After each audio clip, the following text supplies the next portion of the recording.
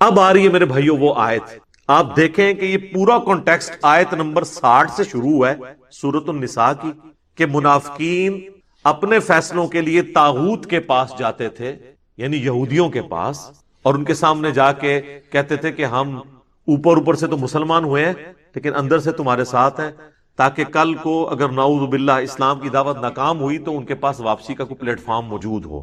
اور نبی علیہ السلام کے سامنے آ کے وہ اللہ کی قسمیں کھا رہے ہیں کہ نہیں ہم تو وہاں دعوت دینے کے لیے گئے تھے۔ یہ ساری آیات آپ نے سن لی، سورہ النساء کی آیت نمبر 60 سے لے کر 63 تک۔ اب اس کانٹیکسٹ میں یہ آیت آ رہی ہے 64، منافقین کے بارے میں، کلمہ گو مسلمانوں کے بارے میں جو قانوناً صحابی بھی تھے، کیونکہ باقیوں کو تو نہیں پتا تھا کہ انہوں نے اندر سے ایمان قبول کیا یا نہیں۔ حتیٰ کہ بخاری اور مسلم دونوں میں آتا ہے کئی بار حضرت عمر نے اجازت مانگی عبداللہ ابن ابی کے بارے میں کہ یا رسول اللہ اجازت دیں اس کی میں گردن کاٹ دوں۔ یعنی اگر حضرت عمر کو یہ سمجھ آ رہی تھی کہ یہ اوپر سے کلمہ گو ہے اندر سے منافق ہے تو نبی علیہ السلام کو نہیں پتا تھا؟ آپ علیہ السلام کو بھی اسیسمنٹ سے پتا تھا۔ اس کے جواب میں اللہ کے نبی علیہ السلام نے کیا فرمایا؟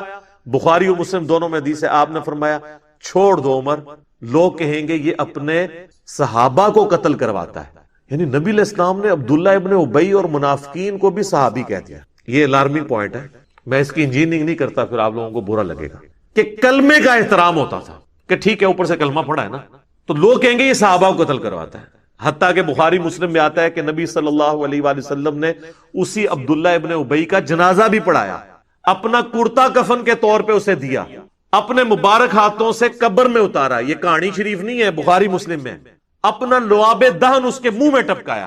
تو آپ کی نظر میں تو شاید اتنا کچھ کرنے کے بعد اس کی بخشش ہو جانی چاہیے، لیکن قرآن میں اللہ تعالیٰ نے سورہ التوبہ میں فرمایا آپ 70 دفعہ بھی ان کے لیے دعا کریں نا، ہم نے ان کی مغفرت نہیں کرنی، ہم نے انہیں معاف نہیں کرنا، کیونکہ یہ اللہ اور اس کے رسول کے دشمن ہے۔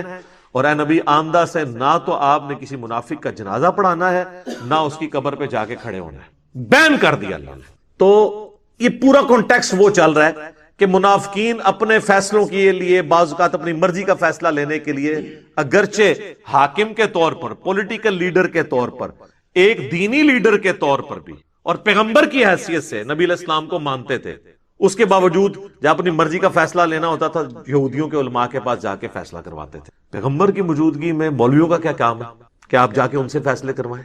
اور پھر آپ کہتے تھے نہیں یا رسول اللہ ہم تو وہاں پہ گئے تھے ایک افہام و تفہیم پیدا کرنے کے لیے، ان کو دعوت دینے کے لیے، اور اللہ تعالیٰ ہمارا وہ جھوٹی قسمیں بھی کھاتے ہیں۔ اب اس پورے کانٹیکسٹ میں سورہ النساء کی آیت نمبر 60 سے لے کر 63 تک کے یہ وہ آیت آ رہی ہے، آیت نمبر 64 اور 65، جس کی بنیاد پہ ایک من گھڑت گستاخانہ عقیدہ نبی علیہ السلام کے بارے میں ان لوگوں نے، خصوصاً بریلوی اور اہل تشیع مکاتب فکر کے لوگوں نے کر دیا، اور اس عقیدے کا باقی امت کو پابند کرنے کی کوشش کی۔ ایون دیوبندیوں کا بھی کسی حد تک یہی عقیدہ ہے سوائے اہل حدیث کے، اور لوگوں کو پابند کیا کہ جو اب اس کو نہیں مانے گا نا وہ گستاخ رسول ہو جائے۔ وہ یہ آیت ہے وَمَا أَرْسَلْنَا مِن رَسُولٍ، اور ہم نے کوئی رسول بھی ایسا نہیں بھیجا الا مگر یہ کہ لِيُطَاعَ بِإِذْنِ اللَّهِ، اس کی اطاعت کی جاتی ہے اللہ کے اذن کے ساتھ۔ یعنی وہ رسول خود نہیں کلیم کر رہا ہوتا اپنی اطاعت، آن دا بہاف آف اللہ وہ لوگوں سے کہتا ہے کہ میری اطاعت کرو، کیونکہ شریعت جو ہے یہ نازل اللہ نے کی ہے۔ پیغمبر شریعت کا موجد یا کریٹر نہیں ہوتا بلکہ شریعت پہنچانے والا ہوتا ہے۔ اور پھر اس کا کلائمیکس وہ ہے سورہ النساء کی آیت نمبر 80، آگے چل کے آ جائے گی، مَن يُطِعِ الرَّسُولَ فَقَدْ أَطَاعَ اللَّهَ، جس نے رسول کی اطاعت کی گویا اس نے اللہ کی اطاعت کی۔ پھر سورہ آل عمران میں بھی آیت گزری ہے قُلْ إِن كُنتُمْ تُحِبُّونَ اللَّهَ فَاتَّبِعُونِي يُحْبِبْكُمُ اللَّهُ، یہ بھی یہودیوں کے کانٹیکسٹ میں تھی۔ اے نبی تم فرما دو کہ بالفرض اگر تم اللہ سے محبت کرتے ہو نا، اے یہودیوں کہتے ہو ہم اللہ کے چہیتے ہیں، پھر تمہیں میری اتباع کرنی ہو۔ اور اتباع کہتے ہیں محبت کے ساتھ کسی کی پیروی کرنا۔ صرف پیروی جو ہے نا وہ اطاعت ہوتی ہے، اتباع ہوتی ہے محبت کے ساتھ پیروی، جنہوں اسی پنجابی کہنا ٹڈو مننا، اندروں مننا۔ پھر اللہ تعالیٰ تم سے محبت کرے گا، یحببکم اللہ ویغفر لکم ذنوبکم، اور تمہارے گناہوں کو بھی بخش دے گا، جو اندر سے رسول اللہ کے ساتھ محبت رکھتے ہوئے اتباع اور اطاعت اختیار کریں گے۔ تو یہاں پہ کہا جا رہا ہے کہ کوئی رسول بھی ایسا نہیں آیا کہ مگر یہ کہ اس کی اطاعت کی جاتی تھی اللہ کے اذن کی وجہ سے، یعنی تمام پیغمبروں کا یہی سٹیٹس تھا۔ وَلَوْ أَنَّهُمْ إِذ ظَلَمُوا، اور اے نبی جب انہوں نے یہ ظلم کر ہی لیا تھا، یہ پاسٹ ٹینس کا صیغہ ہے، ماضی کی بات ہو رہی ہے، جس کا کانٹیکسٹ سورہ نساء کی آیت نمبر 60 سے سٹارٹ ہوا ہے کہ یہ طاغوت سے جا کے فیصلے کرواتے تھے منافقین. تو اے نبی اگر انہوں نے یہ حرکت کر ہی لی ہے اور انہوں نے یہ ظلم کیا اپنی جانوں پر کہ آپ پولیٹیکل لیڈر کی حیثیت سے، دینی پیشوا کی حیثیت سے، پیغمبر کی حیثیت سے ان میں موجود ہیں اور یہ اوپر سے کلمہ گو بھی ہیں، اس کے باوجود جا کے یہود کے علماء سے فیصلے کرواتے ہیں طاغوت سے. اگر انہوں نے اب ظلم کر ہی لیا تھا اور آ کے جھوٹی قسمیں کھا رہے ہیں کہ ہم تو وہاں گئے تھے افہام و تفہیم کے لیے، چلے اب یہ جرم انہوں نے کر ہی لیا انفسہم اپنی جانوں پر، ولو انہم اذ ظلموا انفسہم اپنی جانوں پہ انہوں نے جو ظلم کر لیا، جاؤکا اب انہیں چاہیے کہ وہ آپ کے پاس حاضر ہو جائے. کس لیے؟ یہ حقوق العباد کا بھی معاملہ ہے نا، اللہ کے نبی کا بھی تو حق ہے نا. تو پہلے اللہ کے نبی سے آ کے معافی مانگے، ان کے ساتھ غداری کی ہے، کیونکہ تم انصار اللہ ہو نا، اللہ کے دین کے مددگار ہونا اس پیغمبر کے ساتھ مل کے، تو پیغمبر کے ساتھ جو لیڈر بھی ہے تمہارا اس کے ساتھ غداری کی ہے. آؤ ان کے سامنے فاستغفر اللہ اور آ کے اللہ سے توبہ کرو. اور صرف اللہ سے توبہ کافی نہیں ہے، واستغفر لهم الرسول، رسول اللہ بھی تمہارے لیے استغفار کریں، یعنی سفارش کریں، شفاعت کریں کہ اے اللہ ٹھیک ہے انہوں نے مجھ سے بھی معافی مانگ لی ہے، یہ شرمسار ہیں، ان کو معاف کر. نبی کی شفاعت بھی ہو، لَوَجَدُ اللَّهَ تَوَّابًا رَحِيمًا، تو یہ ضرور اللہ کو توبہ قبول کرنے والا اور رحم فرمانے والا پائیں گے. اس کو پکڑ کے انہوں نے آج کی ڈیٹ میں لگا دیا اور کہا جی جا کے قبر رسول سے جا کے اپنے نا گناہ معاف کروائیں. اندازہ کرے کہاں سے بات اٹھائی. میں اس کی پوری ڈیٹیل انجینئرنگ انشاءاللہ کروں گا، باقی اب ساری گفتگو اسی کے اوپر ہے.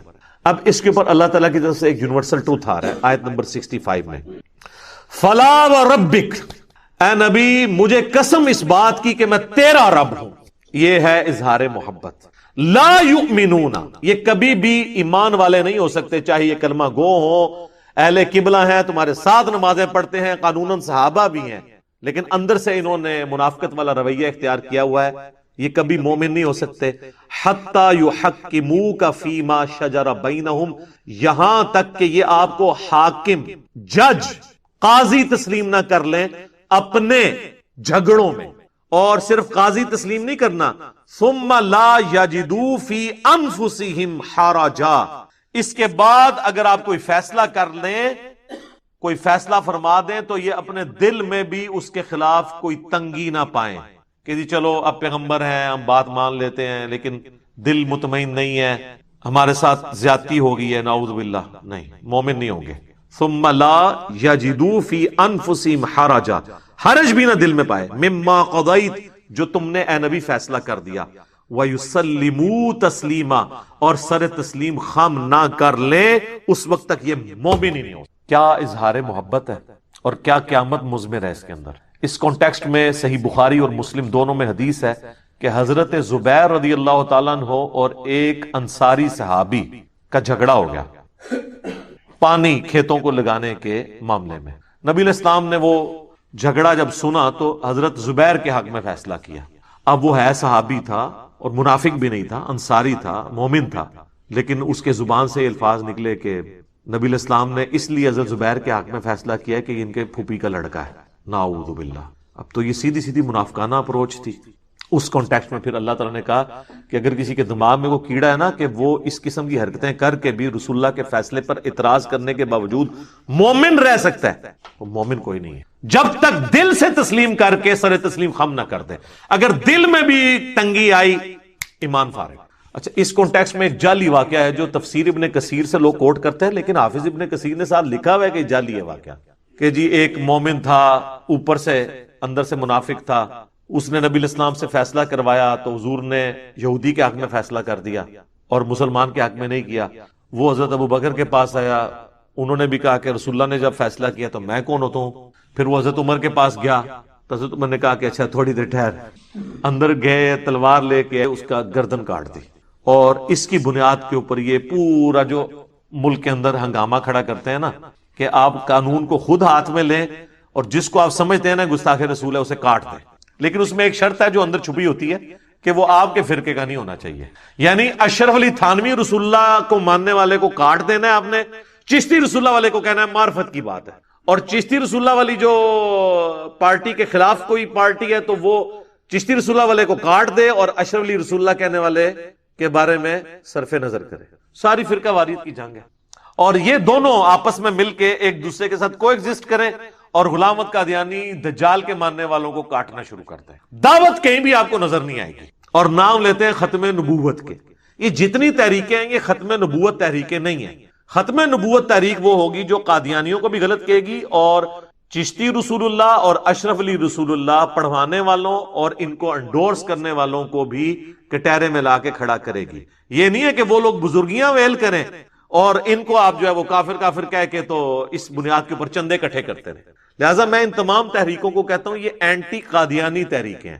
ختم نبوت تحریک صرف اس پلیٹ فارم سے اللہ کے فضل سے کہ جس نے ختم نبوت کے اوپر ڈاکہ مارا ہے معرفت کے نام کے اوپر یا کشف و الہام کے نام کے اوپر یا عقیدہ امامت کی بگڑی ہوئی شکل مانتے ہوئے یا کسی بھی اور طریقے سے یا امتی نبی والا فراڈ کرتے ہوئے سب کے سب کو ایک لاٹھی سے ہانکا جائے گا پھر آپ لوگوں تک دین کی بات پہنچا سکتے ہیں. ادروائز تو پھر ظاہر ہے کہ ایکسیپٹنس تو نہیں ملے گی. لوگ کہیں گے جی اپنے گھر کی صفائی کرتے نہیں ہیں دوسروں کے اوپر بات کرتے ہیں. اور یہی وہ چیز ہے جو قادیانیوں کو اسلام کی طرف نہیں آنے دیتی. وہ کہتے ہیں ان کے بابوں نے بھی کام ڈالا ہوا ہے اور میں نے آپ کو بتایا ہے کہ قادیانی جو ہے یہ صوفیوں میں سے نکلا ہوا فرقہ ہے. اور کئی بار میں نے ایک بات بتائی ہے کہ ہمارے پاس ایک بھائی آتے تھے تو وہ بخاری و مسلم میں جو نماز کا طریقہ لکھا ہوا ہے رکوع میں جاتے وقت اور اٹھتے وقت رفع الیدین کرنا انہوں نے جب شروع کیا تو ان کے بڑے بھائی تبلیغی جماعت میں اٹلی کے اندر وہ امیر تھے ان کے گھر جماعتیں رکتی تھی.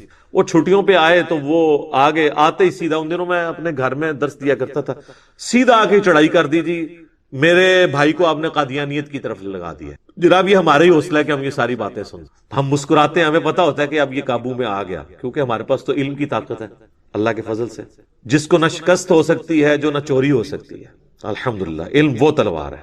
تو میں تسلی سے بات سنی میں نے کہا میرے بھائی میں آپ کے ساتھ پوری ہمدردی کرتا ہوں ہمارے گھر کے قریب یہ قادیانیوں کی عبادت گاہ ہے تو ہم سارے اٹھ کے چلتے ہیں وہاں جا کے دیکھتے ہیں اگر قادیانی آپ کے طریقے کے مطابق نماز پڑھ رہے ہوئے یعنی حنفی طریقے پہ بغیر رفع الیدین کے تو وہ آپ میں سے نکلا ہوا فرقہ ہے اور اگر وہ رفع الیدین کے ساتھ پڑھ رہے ہوئے تو پھر آپ ہمارے کھاتے میں اسے ڈال دیجئے گا. بس اتنی بات کرنے کی دیر تھی. کہتے نہیں نہیں نہیں کوئی ضرورت نہیں اور بات ماننی بھی کوئی نہیں کیونکہ انہیں پتا چل گیا تھا کہ یہ تو پھر ماننا پڑ جائے گا کہ تو یہ ہمارے ہی حنفی بھائی ہیں. تو قادیانی آج کی ڈیٹ میں حنفی ہیں. یہ بعض لوگ جو ان کے چند ایک مسائل پکڑتے ہیں نا جی فاتحہ خلف الامام میں ان کا یہ عقیدہ ہے یہ تفردات ہیں اوورآل وہ حنفی ہیں. حنفیوں میں بھی تو کئی ایک شاخیں ہیں نا. بریلوی کہتے ہیں انگوٹھے چومنے والے کی شفاعت ہوگی اور وہ کہتے ہیں فقہ حنفی کی بنیادی کتاب فتاوی شامی جسے رد المختار کہتے ہیں جو در مختار پہ حاشیہ ہے اس میں لکھا ہوا ہے. جب ہم دیوبندیوں کو دکھاتے ہیں کہ یہ تو آپ کی مشترکہ کتاب ہے اس میں لکھا ہوا ہے انگوٹھا چوما کرے وہ کہتے ہیں جی لکھا تو ہوا ہے لیکن یہ مفتہ بھی ہی نہیں ہے. مفتہ بھی کو تو بعد میں دیکھیں گے.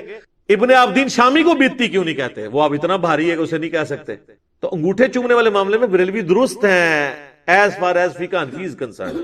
قرآن و سنت کے حساب سے نہ یہ درست ہے نہ وہ درست ہے فقہ حنفی کے مطابق. تو اس قسم کے نا لوگ پھر حربے اڈاپٹ کرتے ہیں. تو یہ تو قادیانیوں کی نماز کا طریقہ آپ دیکھ لیں یہ انہی کے طریقے کے مطابق نماز پڑھ تو جدھر سے نکلے ہوئے ہیں انہی کے طریقے کے مطابق عمل کریں گے نا. یہ وہ آیت تھی جی سورہ النساء کی آیت نمبر 64 جس کے اوپر انہوں نے پورا عقیدہ کھڑا کیا وَلَوْ أَنَّهُمْ إِذْ ظَلَمُوا أَنفُسَهُمْ جَاءُوكَ. اور جی قرآن میں اللہ تعالیٰ نے فرما دیا ہے کہ جب کوئی اپنی جان پر ظلم کر لے رسول اللہ سے آ کے شفاعت کروا لے تو کہتے ہیں دیکھیں جی آپ بعد والی امت کو محروم کرنا چاہتے ہیں اتنی بڑی فضیلت سے. صحابہ کرام تو اپنی مبارک زندگیوں کے اندر جا کے حضور سے دعا کروا لیتے تھے. آج امتی کیا کرے تو آج قبر پہ جائے ایگو خود ہی کہانی بنا لی ہے قبر پہ جائے اور جا کے عرض کرے. اور یہ عقیدہ بریلوی دیوبندی شیعہ تینوں کا مشترکہ ہے. صرف اہل حدیث اس عقیدے کو درست نہیں سمجھتے. اب یہ دھوکہ دینا کہ جی آج کے لوگ کدھر جائیں جی شفاعت کے لیے صحابہ کرام تو اتنا فائدہ اٹھا لیا انہوں نے آج کے امتی کیا کریں. سر آپ کے بارے میں بھی اللہ کے محبوب صلی اللہ علیہ وآلہ وسلم کی حدیث ہے صحیح مسلم میں کہ جو اذان کا جواب دے اس کے بعد مجھ پہ درود شریف پڑھے اللہم صلی علی محمد وعلی آل محمد اور پھر الوسیلہ والی دعا مانگے تو قیامت والے دن میری شفاعت اس کے لیے حلال ہو جائے گی. اس کے لیے قبر رسول پہ جانا ضروری نہیں ہے. یہاں پہ بھی آپ یہ سب کچھ کریں آپ کو فضیلت ملے گی. پھر جامعہ ترمذی میں حدیث ہے کہ جو شخص اللہ کا ذکر اور دروشی پڑھ کے اللہ کی طرف متوجہ ہوتا ہے، اللہ تعالیٰ اسے عطا فرماتا ہے. لہٰذا آج کے ڈیٹ میں بھی کسی نے توبہ کروانی ہے تو اللہ کا ذکر کرے، دروشی پڑھے، اللہ کی طرف متوجہ ہو، کسی جگہ نہ بھی جائے تب بھی اللہ تعالیٰ اس کی دعا قبول کرے گا. لہٰذا یہ بھی جو شیطانی وسوسہ تھا اللہ کے فضل سے میں نے اس کو سیٹل کر دیا الحمدللہ. اب اس عقیدے کی بنیاد کیا ہے وہ چند ایک باتیں میں ایک ایک کر کے اسے کور کر دیتا ہوں. ایک تو آپ کو یہ اس کا کانٹیکٹ سمجھ آ گیا کہ یہ اس دور کے اعتبار سے تھا. وہ کہتے ہیں جی قرآن کی آیات تو جنرل ہیں، آپ ان کو حضور کے زمانے تک کر رہے ہیں. یہ وہ لوگ ہیں جب انہیں ہم توحید کی کوئی آیات بتاتے ہیں کہتے ہیں یہ تو بتوں کے بارے میں ہے، تو کافروں کے بارے میں نازل ہوئی ہیں، اور جب یہ آیت آئی تو اس کو آج بھی فٹ کرنے کے لیے تیار ہے. تو آپ اس بات کو سمجھ لیں.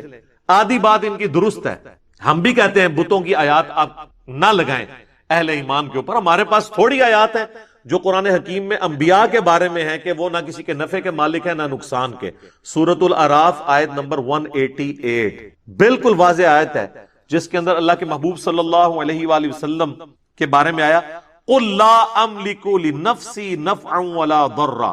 اے نبی تم فرما دو میں تو اپنی جان کے لیے بھی کسی نفع اور نقصان کا مالک نہیں ہوں، إِلَّا مَا شَاءَ اللَّهُ، ہاں مگر جو اللہ میرے لیے فیصلہ کرتے. وَلَوْ كُنْتُ أَعْلَمُ الْغَيْبَ، اور اگر میں خود غیب جان لیتا، لَاسْتَكْثَرْتُ مِنَ الْخَيْرِ، تو میں بہت خیر کثیر جمع کر لیتا.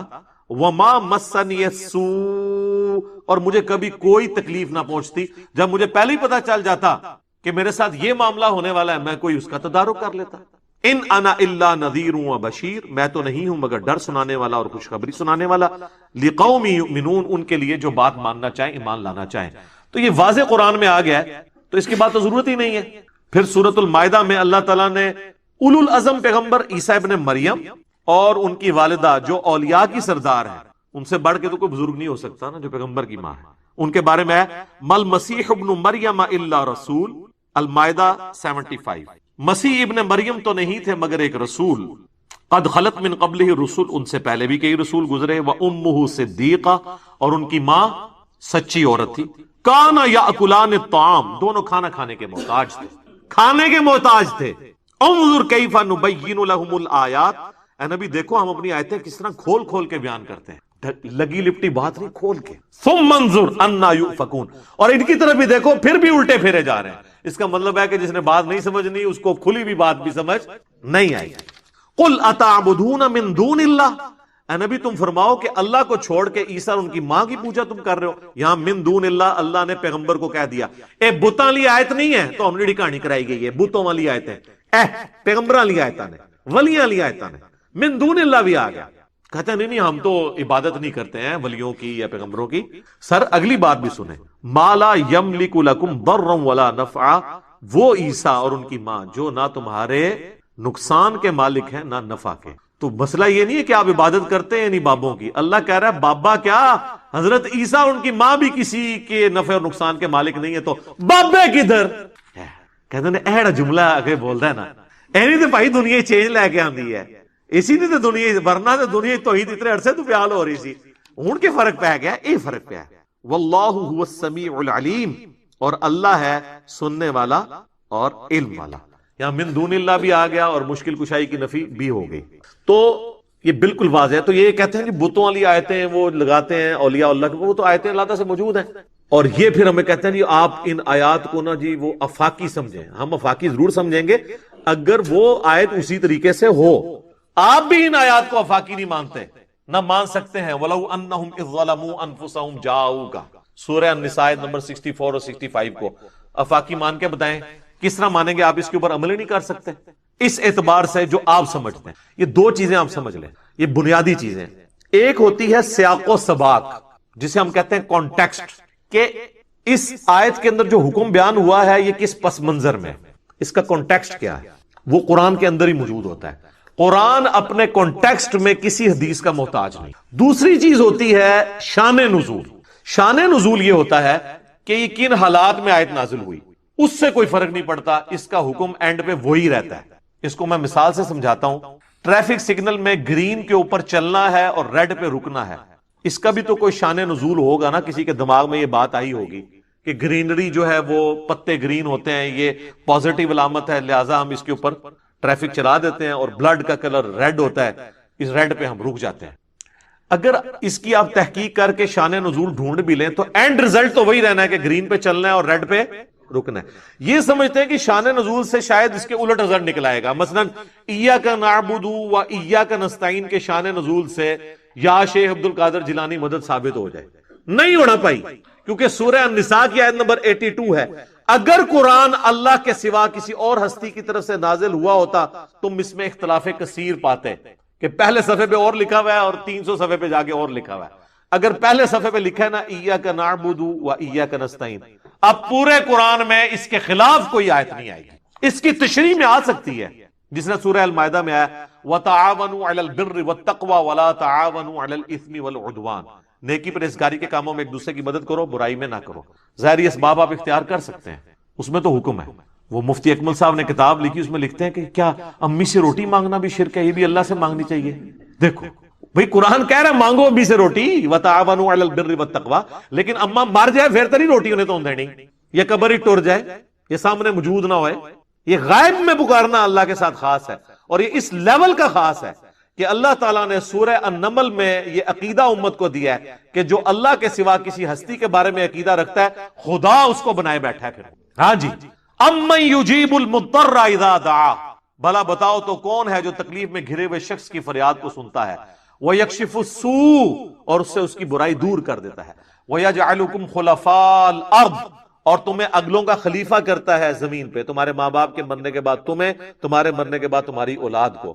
أَإِلَٰهٌ مَّعَ اللَّهِ، کیا اللہ کے ساتھ کوئی اور الہ بھی ہے جو یہ کام کر سکے؟ قَلِيلًا مَّا تَذَكَّرُونَ، لیکن تم بہت کم ہی نصیحت حاصل کرتے ہو۔ کہتے ہیں نہیں منع کدھر ہے؟ یہ منع ہے جی سورہ نمل کی آیت نمبر 62 میں۔ ادھر کہتے ہیں نہیں وہ تو ہے اللہ ہی سے مانگتے ہیں، یہ تو نہیں آیا کسی اور سے نہیں مانگتے، جی یہ بھی آیا ہوا ہے سورہ نمل کی آیت نمبر 62۔ اگے ٹورو تے پتہ لگے نا، بارش کون برساتا ہے؟ اللہ۔ ڈیوٹی کس کی ہے؟ فرشتوں کی۔ اگر فرشتوں سے بارش مانگیں گے تو مشرک۔ بخاری مسلم میں آتا ہے بارش نہیں ہوتی تھی تو نبی علیہ السلام صلاۃ الاستسقاء پڑھتے تھے، آپ نے کبھی نہیں کہا کہ المدد یا میکائیل، آپ کی ڈیوٹی اللہ نے لگائی ہے، بارش نازل فرما دیں۔ یہ صحابہ کرام کبھی یہ کہتے ہوں؟ نہیں۔ لہٰذا یہ جھگڑا نہیں ہے کہ مولا علی کو اختیار ہے یا نہیں، شیخ عبد القادر جیلانی کو اختیار ہے یا نہیں، کسی فرشتے جن کو اختیار ہے یا نہیں ہے۔ اختیار ہو تب بھی آپ کسی اور کو پکارتے ہیں جو آپ کے سامنے موجود نہیں ہے یا فوت ہو چکا ہے یا جس سے آپ کمیونیکیٹ نہیں کر سکتے، تو یہ شرک ہو جائے گا۔ تو یہ اس آیت کو کہتے ہیں کہ جی یہ دلیل ہے کہ آپ جا کے قبر رسول پہ مانگیں۔ عجیب۔ اور پھر اس کے لیے پھر وہ جھوٹے سہارے لیتے ہیں، وہ کہتے ہیں جی تفسیر ابن کثیر میں ایک روایت موجود ہے، وہ اگلے دن طارق جمیل صاحب بھی بیان کر رہے تھے۔ طارق جمیل صاحب کا بیچاروں کا کیا قصور ہے، ان کے بڑوں نے تقی عثمانی کے والد صاحب جو مفتی شفیع تھے، معارف القرآن میں انہوں نے بھی یہ نقل کی ہے، اور احمد بریلوی صاحب کا جو ترجمہ ہے کنز الایمان، اس کی جو شرح لکھی کی خزائن العرفان، انہوں نے بھی نقل کیا ہے، اور ابن کثیر سے نقل کیا۔ ابن کثیر لکھ کے چلے گئے ہیں ایک بے سند روایت، نہ انہوں نے اس کی کوئی سند بیان کی۔ بھئی ابن کثیر تو 8ویں صدی ہجری میں آئے ہیں، جب تک وہ سند نہیں پوری کرتے نبی علیہ السلام تک کسی واقعے کی، ہم اسے کیسے مان لیں کہ جی نبی علیہ السلام کی وفات کے بعد ایک پینڈو شخص تھا، کوئی اعرابی تھا، وہ قبر رسول پہ آیا اور اس نے کہا یا رسول اللہ قرآن میں حکم آیا وَلَوْ أَنَّهُمْ إِذْ ظَلَمُوا أَنفُسَهُمْ جَاءُوكَ، تو میں نے اپنی جان پہ ظلم کیا، میں آپ سے دعا کروانے کے لیے آیا ہوں۔ تو ایک اور شخص وہاں بیٹھا تھا، اسے اونگ آ گئی، وہ خواب میں حضور علیہ السلام آئے اور کہا اس کو بشارت ہو کہ تجھے بخش دیا گیا اور میری شفاعت تیرے حق میں قبول کر لی گئی۔ وہ کہتے ہیں دیکھیں جی قبر پہ جا کے آپ مانگ سکتے، لکھی کہاں ہوئی ہے؟ وہ کہتے ہیں روایتوں میں آیا ہے، اور کوئی تھوڑا سمجھدار ہے وہ کہتا ہے جی اس طرح کی ایک روایت مصنف ابن ابی شیبہ میں موجود ہے۔ کڈو جی المصنف ابن ابی شیبہ میں روایت ضرور موجود ہے، لیکن سر وہ روایت ضعیف ہے، مالک الدار والی، اس میں آمش مدلس ہیں اور ان سے روایت کر رہے ہیں اور سما کی تصریح نہیں ہے، منقطع روایت ہے۔ صحیح مسلم کے مقدمے میں امام مسلم نے لکھا ہے کہ مدلس کی آن والی روایت سما کی تصریح کے بغیر ضعیف ہوگی، جب تک وہ حدثنا یا اخبرنا بیان نہیں کرے گا، وہ ان سے روایت کر رہا ہے، یہ روایت ضعیف ہے مالک الدار والی کہ وہ حاضر ہوئے قبر رسول پہ وَلَوْ أَنَّهُمْ إِذْ ظَلَمُوا أَنفُسَهُمْ جَاءُوكَ، پھر انہیں اونگ آ گئی، نبی علیہ السلام خواب میں آئے، فرمایا عمر کو جا کے میرا سلام کہنا اور اسے کہنا کہ سختی نہ کرے، عنقریب اللہ تعالیٰ تمہیں سراب کرے گا۔ اور یہ پیغام کس کو جا کے دے رہے ہیں؟ حضرت عمر کو۔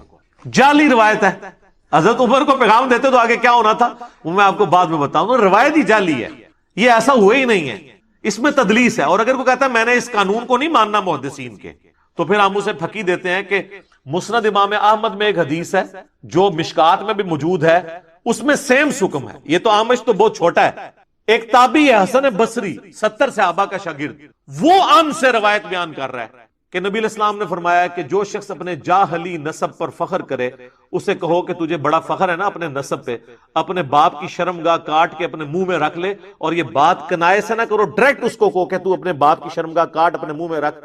کیا رسول اللہ ایسی بات کر سکتے؟ یہ بھی روایت ضعیف ہے۔ پھر اس کو بھی صحیح مانو، آمش تو چھوٹا ہے، حسن بصری تو بہت بڑا ہے، اس کی بھی ہم آن والی روایت سما کی تصریح کے بغیر نہیں مانتے کیونکہ مدلس ہے۔ تو مانو اس روایت کو، اپنا ایمان برباد کرو۔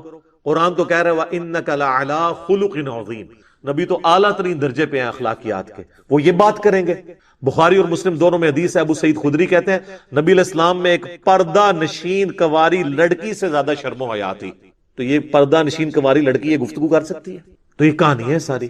اب آج حضرت عمر کی طرف، جنہوں نے متھے مارنے کی کوشش کی تھی شاید، جناب حضرت عمر کے بارے میں صحیح بخاری میں 1010 نمبر حدیث ہے، کتاب الاستسقاء چیپٹر میں، وہ کہتے ہیں اللہ تعالیٰ سے دعا کرتے ہوئے اِنَّا كُنَّا نَتَوَسَّلُ إِلَيْكَ بِنَبِيِّنَا، اے اللہ بے شک پہلے ہم تیرے نبی کو وسیلہ بنا کے لاتے تھے تیری بارگاہ میں، یعنی جب بارش نہیں ہوتی تھی تو حضور کو لے کے آتے تھے، حضور ہمیں نماز پڑھاتے تھے، حضور کی دعا کی برکت سے بارش نازل ہوتی تھی صلی اللہ علیہ وسلم۔ ہم اب حضور کے چچا عباس کو لے کر آئے ہیں، ہم پہ بارش نازل فرما دیں۔ عباس کی دعا کی برکت سے انس بن مالک کہتے ہیں بارش شروع ہو جاتی۔ حضرت عمر کو کسی نے نہیں پوچھا کہ یا امیر المومنین، یہ پینڈو لوگ جا کے تو قبر رسول سے جا کے بارش مانگ کے آ رہے ہیں، آپ خلیفۃ الرسول ہیں، سیکنڈ نمبر پہ آپ خلیفہ راشد ہیں، ایک پینڈو کو بات سمجھ آئی بھی آپ کو نہیں آئی بھی؟ وہ پینڈو آئی کوئی نہیں سی تھے، وہ کہانیاں نے ساریاں۔ اور میں نے جو اس میں ایکسپلور کی ہے نا چیز، کہ بخاری اور مسلم دونوں میں حدیث ہے کہ صلح حدیبیہ کے موقع پر جب پانی کم پڑ گیا، جابر بن عبداللہ کہتے ہیں کہ نبی علیہ السلام کی مبارک انگلیوں سے چشمے پانی کے جاری ہوئے، ایک پیالے کے اندر رکھے، تو وہ تابعی پوچھتا ہے کہ آپ لوگ کتنے تھے؟ انہوں نے کہا ہم 1500 تھے، لیکن اگر ہم 1,00,000 بھی ہوتے ہیں نا وہ پانی زیادہ تھا جو حضور کی مبارک انگلیوں سے جاری ہوا۔ معجزہ۔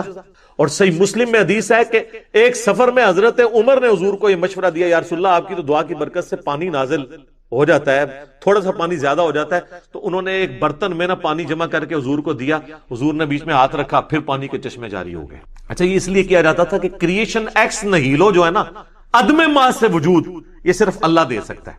حضور نے جب کبھی بھی کیا ہے نا تو کھانا پکا ہوا ہے تو اس پہ دعا کی ہے تو برکت ہوئی ہے، کچھ نہ کے بغیر کچھ نہیں ہوا۔ پیالہ بھی تھوڑا سا پانی آیا تو اس میں ڈالا ہے، خالی پیالے میں ہاتھ ڈالنے سے نہیں پانی نکلا، کیونکہ یہ اللہ کی خصوصیت ہے۔ آج نئی بات لے، علمی باتیں آپ کو اسی پلیٹ فارم سے ملیں گی۔ اور صحابہ کو اس بات کا پتا تھا کہ خالی پانی نہیں نکل سکتا، تو وہ جمع کر کے لے، یا رسول اللہ اس تھوڑے سے مٹ کر دیں آپ تاکہ پانی کے چشمے جاری ہو۔ یہ اللہ نے فرق رکھا ہے، معجزے بھی جناب اتنے ان لمیٹڈ نہیں ہوتے۔ اچھا، تو حضرت عمر کے سامنے یہ معجزہ ہوا ہے۔ حضرت عمر نے تو نہیں کہا کہ یا رسول اللہ آپ ہاتھ مبارک باہر نکالیں اور یہ میں پیالہ لے کے آئے ہوں آپ سیراب کر دیں۔ بخاری میں وہ کہتے ہیں انا کننا نتوسل الیک بنبینا، لیکن یہاں پہ بریلوی اور دیوبندی آپ کو کیا کہانی کروا رہے ہیں؟ وہ کہتے ہیں کہ جی وہ فضائل حج میں شیخ زکریا کاندلوی نے لکھا ہے، اور فضائل سنت میں الیاس قادری صاحب نے، دونوں بھاری فرقے بریلوی اور دیوبندی لکھتے ہیں کہ جی 555 ہجری میں نبی علیہ السلام کی وفات کے 550 سال بعد شیخ احمد رفاعی جب قبر رسول پہ حاضر ہوئے اور آگے وہاں نعتیہ اشعار پڑھے اور کہا یا رسول اللہ میں اتنی دور مصر سے آیا ہوں، آپ اپنا مبارک ہاتھ قبر سے نکالیں، میں زیارت کرنا چاہتا ہوں، بوسہ دینا چاہتا ہوں۔ 90,000 لوگوں کی موجودگی میں کہتے ہیں قبر رسول سے ہاتھ باہر نکلا، انہوں نے ان کو بوسہ دیا، اور کہتے ہیں ان 90,000 لوگوں میں شیخ عبد القادر جیلانی کا نام بھی ذکر کیا جاتا ہے۔ پہلے تو مجھے بتائیں عبد القادر جیلانی نے ہاتھ کیوں نہیں چوما؟ اتنی گستاخی کہ اللہ کے نبی کا ہاتھ نکلے قبر سے، میرے سامنے نکل رہا ہو تو میں تو بدبخت ہوں کہ میں یہ منظر دیکھ رہا ہوں، اور وہ شیخ احمد رفاعی عبد القادر جیلانی کا مرید ہے، مرید کے لیے ہاتھ نکل رہا ہے اور پیر محروم ہے۔ کڈی وڈی کہانی ہے۔ انہاں تے عبد القادر جیلانی دا نام تاں پایا سی کہ بریلوی ڈر کے نا، چونکہ 11ویں دن نے مان لین گے اس واقعے نو۔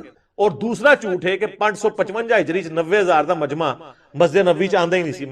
90,000 کا مجمع تو آج سے 100 سال پہلے بھی نہیں آتا تھا، اور آپ لوگ 1000 سال پہلے بتا رہے ہیں مسجد ہی چھوٹی سی تھی۔ کہانی ہے، بالکل کہانی، اور اس طرح کی کہانیاں انہوں نے پھر مشہور کر دی۔ اور حضرت عمر کا میں نے آپ کو عقیدہ بتا دیا، اور یہ کہانی پھر یہاں ختم نہیں ہوئی سر۔ المحند علی المفند میں انہوں نے نبی الاسلام کے بارے میں لکھا کہ ہم حضور کو اپنی قبر کے اندر حقیقی حصی دنیاوی زندگی کے ساتھ مانتے ہیں، دنیاوی زندگی، حالانکہ وہ آخرت کی ہے۔ اللہ تو شہید کے بارے میں کہہ رہا ہے وَلَٰكِن لَا تَشْعُرُونَ، شہید زندہ ہے لیکن تمہیں اس کا شعور نہیں ہے۔ یہ کہتے ہیں نبی الاسلام کی دنیاوی ہے۔ سر دنیاوی ہے تو پھر سانس ٹوائلٹ، کھانا پینا کدھر گیا؟ اور اعلیٰ حضرت تو ایک سٹیپ آگے گئے ہیں نا جی ملفوظات میں، انہوں نے کہا کہ یہ اتنی حقیقی حصی دنیاوی ہے کہ قبروں میں انبیاء پہ بیویاں ان کی ازواج مطہرات پیش کی جاتی ہیں، وہ ان کے ساتھ شباشی بھی فرماتے ہیں۔ یہ کہتے ہیں اس میں کون سی گستاخی ہے، اپنی بیوی کے ساتھ ہی صحبت کر رہے ہیں۔ گستاخی یہ ہے کہ آپ نے رسول اللہ پہ جھوٹ باندھا ہے۔ بخاری مسلم دونوں میں حدیث ہے، اور مولا علی سے یہ حدیث، مسلم کی پہلی حدیث یہ ہے، جس نے میری طرف کوئی جھوٹی بات منسوب کی وہ اپنا مقام جہنم میں دیکھ لے۔ یہ کس جگہ لکھا ہوا ہے کہ رسول اللہ صلی اللہ علیہ وسلم کی قبر مبارک میں یہ سب کچھ ہو رہا ہے؟ مسند احمد میں حدیث ہے، مشکات کے اندر بھی اما عائشہ کہتی ہیں جب سے عمر یہاں دفن ہوئے میں تو پردے کے بغیر قبر کے پاس نہیں جاتی ہوں۔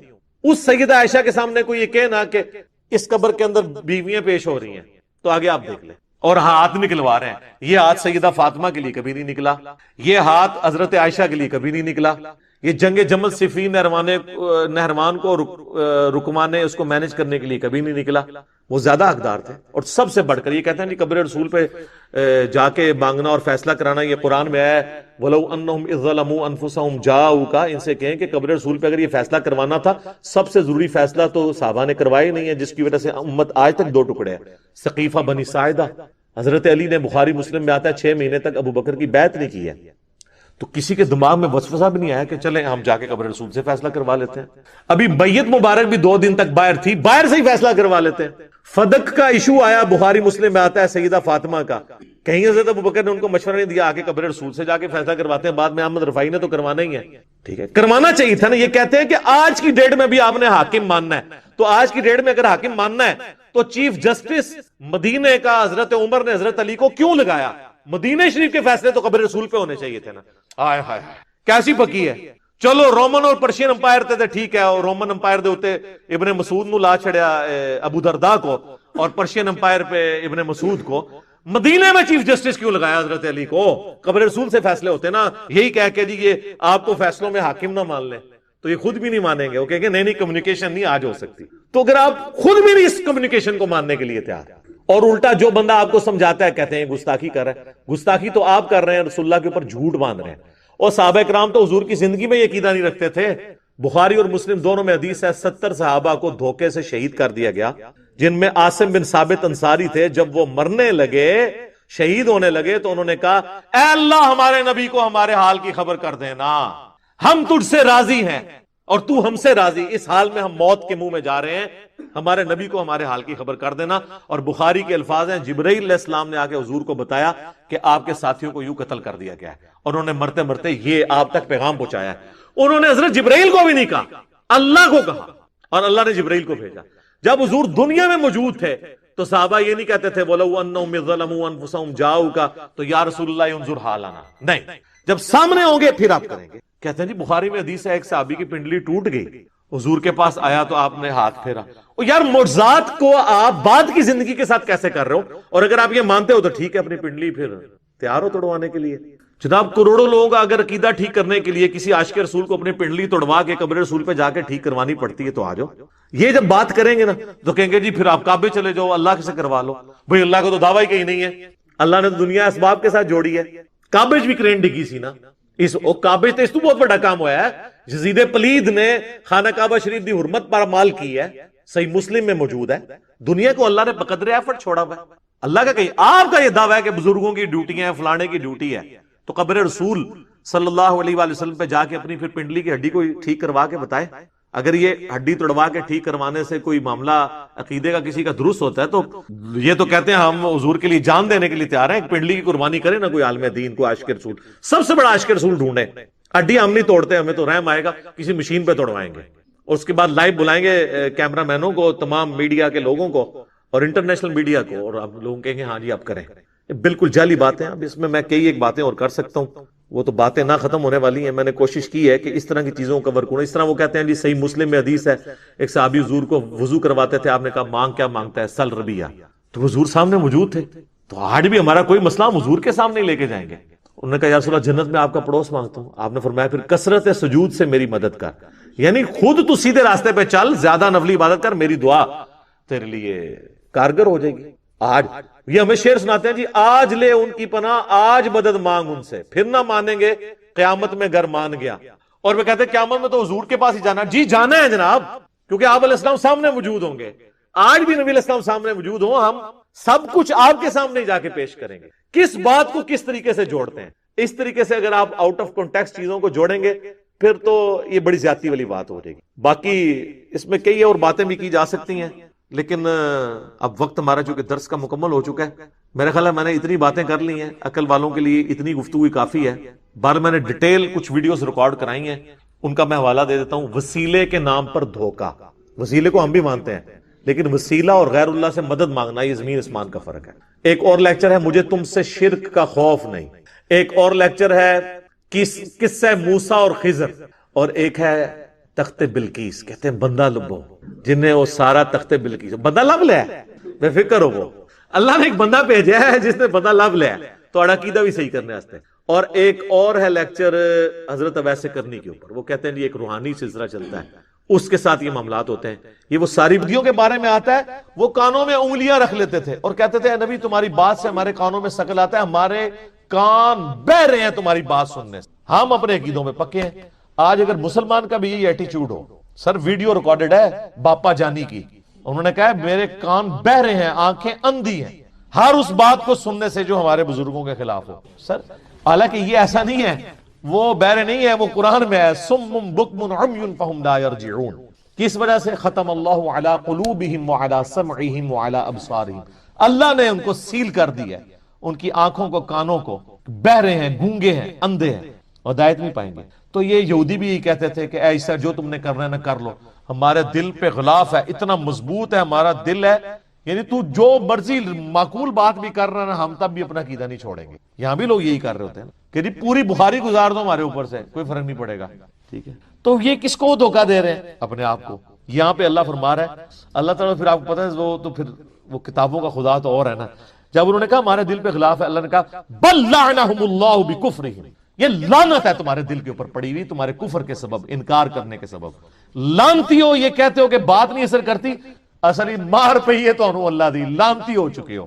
ویسے تو ہمیں بھی یہی کہنا چاہیے، جو کہتے ہیں نا پوری بخاری قرآن بھی پڑھ لو پہ اثر نہیں ہونا، ہمیں بھی یہی کہنا چاہیے اللہ کی سنت پہ عمل کرتے ہوئے کہ یہ لعنت پڑ گئی تمہارے اوپر. لیکن ہم بڑی سافٹ سی لینگویج میں کہتے ہیں کیا کہ مرنے سے پہلے ہے مسلمان کر لے اس پہ غور. کتابوں کا خدا اور ہے، بابوں کا خدا اور اللہ تعالیٰ فرما رہا ہے کہ یہ کہتے ہیں نا ہم پہ کوئی بات اثر نہیں کرتی، تو یہ لعنت کی وجہ سے ہوا ہے. ہونا تو چاہیے کہ تم پہ معقول بات کا اثر ہو، تو تمہیں تو پریشان ہو جانا چاہیے کہ تم پوائنٹ آف نو ریٹرن پہ، یہ یعنی تھرڈ سٹیج کا کینسر تمہیں ہو چکا ہے روحانی. یہ تو تم اپنی خود برائی بیان کر رہے ہو، یہ اچھائی تو نہیں ہے.